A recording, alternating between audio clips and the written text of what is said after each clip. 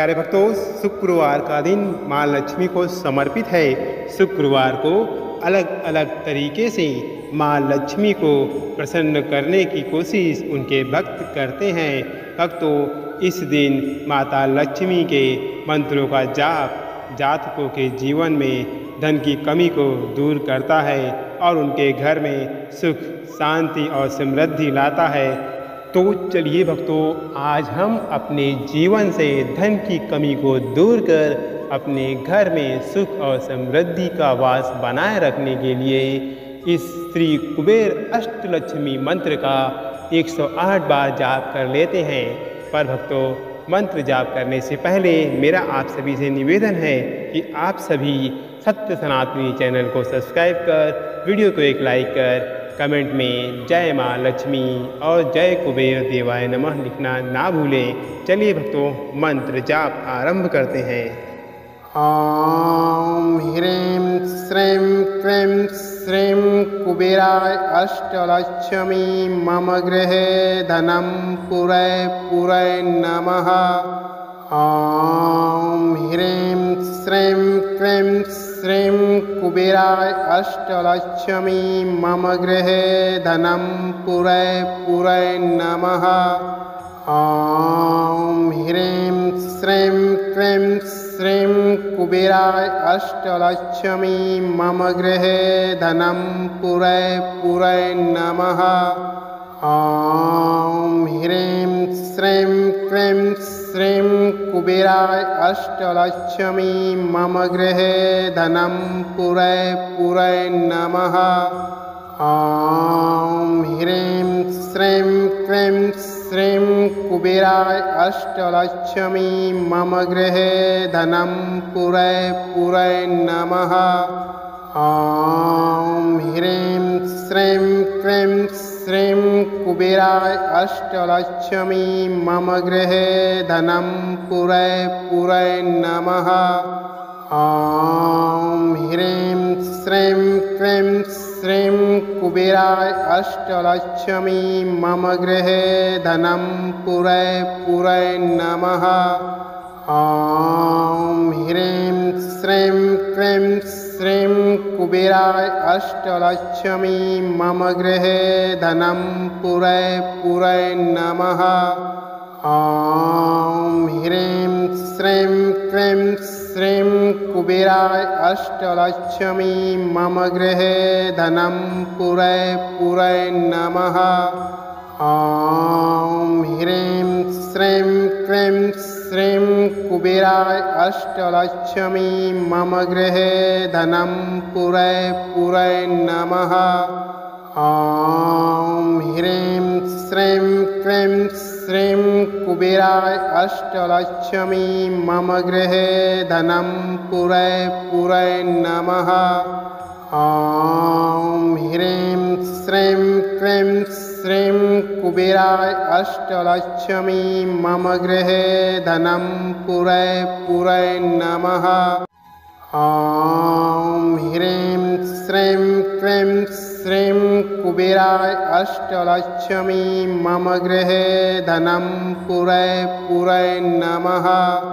ॐ ह्रीं श्रीं क्लीं श्रीं कुबेराय अष्टलक्ष्मी मम गृहे धनं पुरै पुरै नमः।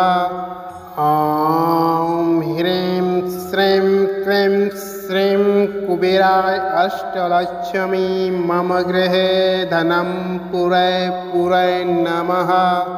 ॐ ह्रीं श्रीं क्लीं श्रीं कुबेराय अष्टलक्ष्मी मम गृहे धनं पुरै पुरै नमः। ॐ ह्रीं श्रीं क्लीं श्रीं कुबेराय अष्टलक्ष्मी मम गृहे धनं पुरै पुरै नमः। ॐ ह्रीं श्रीं क्लीं श्रीं कुबेराय अष्टलक्ष्मी मम गृहे धनं पुरै पुरै नमः। ॐ ह्रीं श्रीं क्लीं श्रीं कुबेराय अष्टलक्ष्मी मम गृहे धनं पुरय पुरय नमः। ॐ ह्रीं श्रीं क्लीं श्रीं कुबेराय अष्टलक्ष्मी मम गृहे धनं पुरय पुरय नमः। ॐ ह्रीं श्रीं क्लीं श्रीं कुबेराय अष्टलक्ष्मी मम गृहे धनं पुरय पुरय नमः। ॐ ह्रीं श्रीं क्लीं श्रीं कुबेराय अष्टलक्ष्मी मम गृहे धनं पुरय पुरय नमः। ॐ ह्रीं श्रीं क्लीं श्रीं कुबेराय अष्टलक्ष्मी मम गृहे धनं पुरय पुरय नमः। ॐ ह्रीं श्रीं क्लीं श्रीं कुबेराय अष्टलक्ष्मी मम गृहे धनं पुरय पुरय नमः।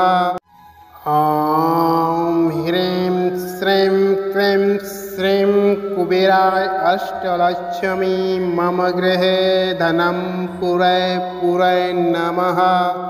ॐ ह्रीं श्रीं क्लीं श्रीं कुबेराय अष्टलक्ष्मी मम गृहे धनं पुरय पुरय नमः। ॐ ह्रीं श्रीं क्लीं श्रीं कुबेराय अष्टलक्ष्मी मम गृहे धनं पुरय पुरय नमः। ॐ ह्रीं श्रीं क्लीं श्रीं कुबेराय अष्टलक्ष्मी मम गृहे धनं पुरय पुरय नमः। ॐ ह्रीं श्रीं क्लीं श्रीं कुबेराय अष्टलक्ष्मी मम गृहे धनं पुरय पुरय नमः। ॐ ह्रीं श्रीं क्लीं श्रीं कुबेराय अष्टलक्ष्मी मम गृहे धनं पुरय पुरय नमः। ॐ ह्रीं श्रीं क्लीं श्रीं कुबेराय अष्टलक्ष्मी मम गृहे धनं पुरय पुरय नमः। ॐ ह्रीं श्रीं क्लीं श्रीं कुबेराय अष्टलक्ष्मी मम गृहे धनं पुरय पुरय नमः। ॐ ह्रीं श्रीं क्लीं श्रीं कुबेराय अष्टलक्ष्मी मम गृहे धनं पुरय पुरय नमः। ॐ ह्रीं श्रीं क्लीं श्रीं कुबेराय अष्टलक्ष्मी मम गृहे धनं पुरय पुरय नमः। ॐ ह्रीं श्रीं क्लीं श्रीं कुबेराय अष्टलक्ष्मी मम गृहे धनं पुरय पुरय नमः। ॐ ह्रीं श्रीं क्लीं श्रीं कुबेराय अष्टलक्ष्मी मम गृहे धनं पुरय पुरय नमः। ॐ ह्रीं श्रीं क्लीं श्रीं कुबेराय अष्टलक्ष्मी मम गृहे धनं पुरय पुरय नमः। ॐ ह्रीं श्रीं क्लीं श्रीं कुबेराय अष्टलक्ष्मी मम गृहे धनं पुरय पुरय नमः। ॐ ह्रीं श्रीं क्लीं श्रीं कुबेराय अष्टलक्ष्मी मम गृहे धनं पुरय पुरय नमः। ॐ ह्रीं श्रीं क्लीं श्रीं कुबेराय अष्टलक्ष्मी मम गृहे धनं पुरय पुरय नमः। ॐ ह्रीं श्रीं क्लीं श्रीं कुबेराय अष्टलक्ष्मी मम गृहे धनं पुरय पुरय नमः। ॐ ह्रीं श्रीं क्लीं श्रीं कुबेराय अष्टलक्ष्मी मम गृहे धनं पुरय पुरय नमः। ॐ ह्रीं श्रीं क्लीं श्रीं कुबेराय अष्टलक्ष्मी मम गृहे धनं पुरय पुरय नमः। ॐ ह्रीं श्रीं क्लीं श्रीं कुबेराय अष्टलक्ष्मी मम गृहे धनं पुरय पुरय नमः। ॐ ह्रीं श्रीं क्लीं श्रीं कुबेराय अष्टलक्ष्मी मम गृहे धनं पुरय पुरय नमः। ॐ ह्रीं श्रीं क्लीं श्रीं कुबेराय अष्टलक्ष्मी मम गृहे धनं पुरय पुरय नमः। ॐ ह्रीं श्रीं क्लीं श्रीं कुबेराय अष्टलक्ष्मी मम गृहे धनं पुरय पुरय नमः। ॐ ह्रीं श्रीं क्लीं श्रीं कुबेराय अष्टलक्ष्मी मम गृहे धनं पुरय पुरय नमः। ॐ ह्रीं श्रीं क्लीं श्रीं कुबेराय अष्टलक्ष्मी मम गृहे धनं पुरय पुरय नमः।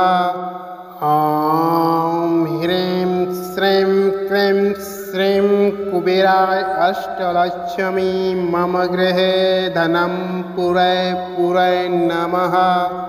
ॐ ह्रीं श्रीं क्लीं श्रीं कुबेराय अष्टलक्ष्मी मम गृहे धनं पुरय पुरय नमः। ॐ ह्रीं श्रीं क्लीं श्रीं कुबेराय अष्टलक्ष्मी मम गृहे धनं पुरय पुरय नमः। ॐ ह्रीं श्रीं क्लीं श्रीं कुबेराय अष्टलक्ष्मी मम गृहे धनं पुरय पुरय नमः। ॐ ह्रीं श्रीं क्लीं श्रीं कुबेराय अष्टलक्ष्मी मम गृहे धनं पुरय पुरय नमः। ॐ ह्रीं श्रीं क्लीं श्रीं कुबेराय अष्टलक्ष्मी मम गृहे धनं पुरय पुरय नमः। ॐ ह्रीं श्रीं क्लीं श्रीं कुबेराय अष्टलक्ष्मी मम गृहे धनं पुरय पुरय नमः। ॐ ह्रीं श्रीं क्लीं श्रीं कुबेराय अष्टलक्ष्मी मम गृहे धनं पुरय पुरय नमः। ॐ ह्रीं श्रीं क्लीं श्रीं कुबेराय अष्टलक्ष्मी मम गृहे धनं पुरय पुरय नमः। ॐ ह्रीं श्रीं क्लीं श्रीं कुबेराय अष्टलक्ष्मी मम गृहे धनं पुरय पुरय नमः। ॐ ह्रीं श्रीं क्लीं श्रीं कुबेराय अष्टलक्ष्मी मम गृहे धनं पुरय पुरय नमः। ॐ ह्रीं श्रीं क्लीं श्रीं कुबेराय अष्टलक्ष्मी मम गृहे धनं पुरय पुरय नमः। ॐ ह्रीं श्रीं क्लीं श्रीं कुबेराय अष्टलक्ष्मी मम गृहे धनं पुरय पुरय नमः। ॐ ह्रीं श्रीं क्लीं श्रीं कुबेराय अष्टलक्ष्मी मम गृहे धनं पुरय पुरय नमः। ॐ ह्रीं श्रीं क्लीं श्रीं कुबेराय अष्टलक्ष्मी मम गृहे धनं पुरय पुरय नमः। ॐ ह्रीं श्रीं क्लीं श्रीं कुबेराय अष्टलक्ष्मी मम गृहे धनं पुरय पुरय नमः। ॐ ह्रीं श्रीं क्लीं श्रीं कुबेराय अष्टलक्ष्मी मम गृहे धनं पुरय नमः। ॐ ह्रीं श्रीं क्लीं श्रीं कुबेराय अष्टलक्ष्मी मम गृहे धनं पुरय नमः। ॐ ह्रीं श्रीं क्लीं श्रीं कुबेराय अष्टलक्ष्मी मम गृहे धनं पुरय नमः। ॐ ह्रीं श्रीं क्लीं श्रीं कुबेराय अष्टलक्ष्मी मम गृहे धनं पुरय नमः। ॐ ह्रीं श्रीं क्लीं श्रीं कुबेराय अष्टलक्ष्मी मम गृहे धनं पुरय नमः। ॐ ह्रीं श्रीं क्लीं श्रीं कुबेराय अष्टलक्ष्मी मम गृहे धनं पुरय नमः। ॐ ह्रीं श्रीं क्लीं श्रीं कुबेराय अष्टलक्ष्मी मम गृहे धनं पुरय नमः। ॐ ह्रीं श्रीं क्लीं श्रीं कुबेराय अष्टलक्ष्मी मम गृहे धनं पुरय नमः। ॐ ह्रीं श्रीं क्लीं श्रीं कुबेराय अष्टलक्ष्मी मम गृहे धनं पुरय नमः। ॐ ह्रीं श्रीं क्लीं श्रीं कुबेराय अष्टलक्ष्मी मम गृहे धनं पुरय नमः। ॐ ह्रीं श्रीं क्लीं श्रीं कुबेराय अष्टलक्ष्मी मम गृहे धनं पुरय नमः। ॐ ह्रीं श्रीं क्लीं श्रीं कुबेराय अष्टलक्ष्मी मम गृहे धनं पुरय नमः। ॐ ह्रीं श्रीं क्लीं श्रीं कुबेराय अष्टलक्ष्मी मम गृहे धनं पुरय नमः। ॐ ह्रीं श्रीं क्लीं श्रीं कुबेराय अष्टलक्ष्मी मम गृहे धनं पुरय नमः। ॐ ह्रीं श्रीं क्लीं श्रीं कुबेराय अष्टलक्ष्मी मम गृहे धनं पुरय नमः। ॐ ह्रीं श्रीं क्लीं श्रीं कुबेराय अष्टलक्ष्मी मम गृहे धनं पुरय नमः। ॐ ह्रीं श्रीं क्लीं श्रीं कुबेराय अष्टलक्ष्मी मम गृहे धनं पुरय नमः। ॐ ह्रीं श्रीं क्लीं श्रीं कुबेराय अष्टलक्ष्मी मम गृहे धनं पुरय नमः। ॐ ह्रीं श्रीं क्लीं श्रीं कुबेराय अष्टलक्ष्मी मम गृहे धनं पुरय नमः। ॐ ह्रीं श्रीं क्लीं श्रीं कुबेराय अष्टलक्ष्मी मम गृहे धनं पुरय नमः। ॐ ह्रीं श्रीं क्लीं श्रीं कुबेराय अष्टलक्ष्मी मम गृहे धनं पुरय नमः। ॐ ह्रीं श्रीं क्लीं श्रीं कुबेराय अष्टलक्ष्मी मम गृहे धनं पुरय नमः। ॐ ह्रीं श्रीं क्लीं श्रीं कुबेराय अष्टलक्ष्मी मम गृहे धनं पुरय नमः।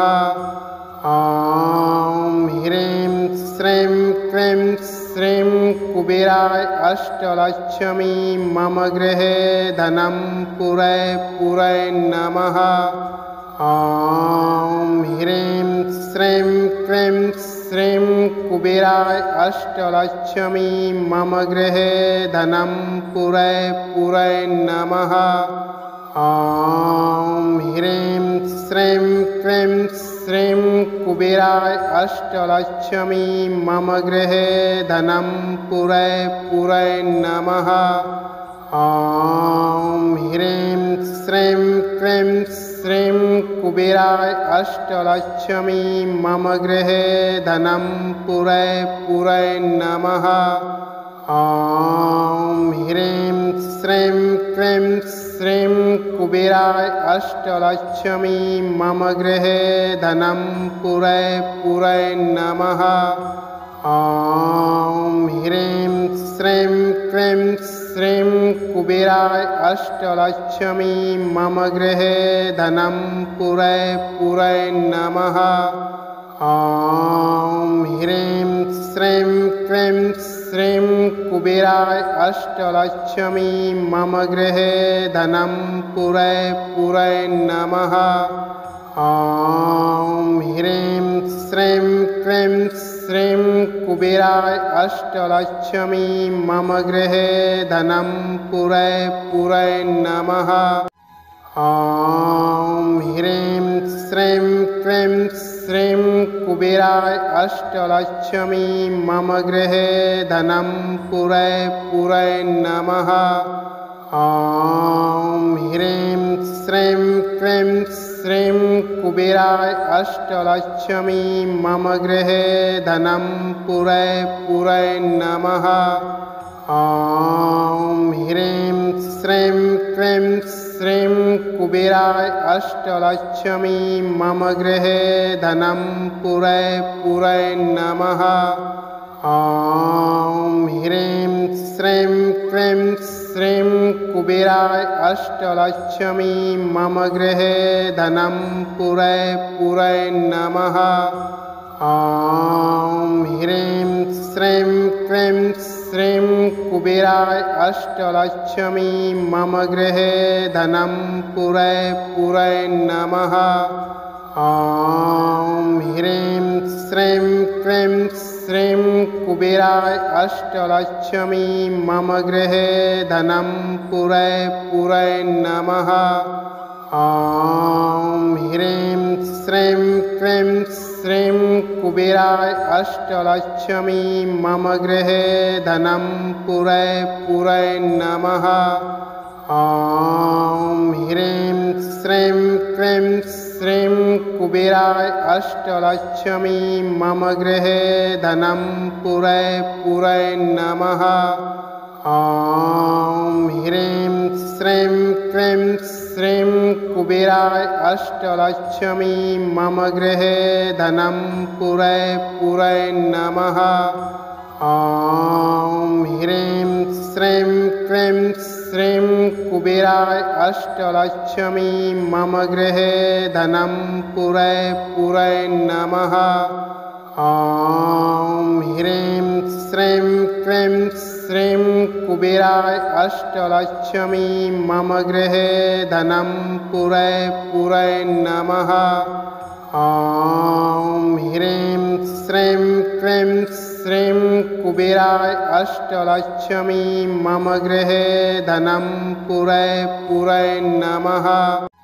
ॐ ह्रीं श्रीं क्लीं श्रीं कुबेराय अष्टलक्ष्मी मम गृहे धनं पुरय पुरय नमः। ॐ ह्रीं श्रीं क्लीं श्रीं कुबेराय अष्टलक्ष्मी मम गृहे धनं पुरय पुरय नमः। ॐ ह्रीं श्रीं क्लीं श्रीं कुबेराय अष्टलक्ष्मी मम गृहे धनं पुरय पुरय नमः। ॐ ह्रीं श्रीं क्लीं श्रीं कुबेराय अष्टलक्ष्मी मम गृहे धनं पुरय पुरय नमः। ॐ ह्रीं श्रीं क्लीं श्रीं कुबेराय अष्टलक्ष्मी मम गृहे धनं पुरय पुरय नमः। ॐ ह्रीं श्रीं क्लीं श्रीं कुबेराय अष्टलक्ष्मी मम गृहे धनं पुरै नमः। ॐ ह्रीं श्रीं क्लीं श्रीं कुबेराय अष्टलक्ष्मी मम गृहे धनं पुरै नमः। ॐ ह्रीं श्रीं क्लीं श्रीं कुबेराय अष्टलक्ष्मी मम गृहे धनं पुरै नमः। ॐ ह्रीं श्रीं क्लीं श्रीं कुबेराय अष्टलक्ष्मी मम गृहे धनं पुरै नमः। ॐ ह्रीं श्रीं क्लीं श्रीं कुबेराय अष्टलक्ष्मी मम गृहे धनं पुरै नमः। ॐ ह्रीं श्रीं क्लीं श्रीं कुबेराय अष्टलक्ष्मी मम गृहे धनं पुरै नमः। ॐ ह्रीं श्रीं क्लीं श्रीं कुबेराय अष्टलक्ष्मी मम गृहे धनं पुरै नमः।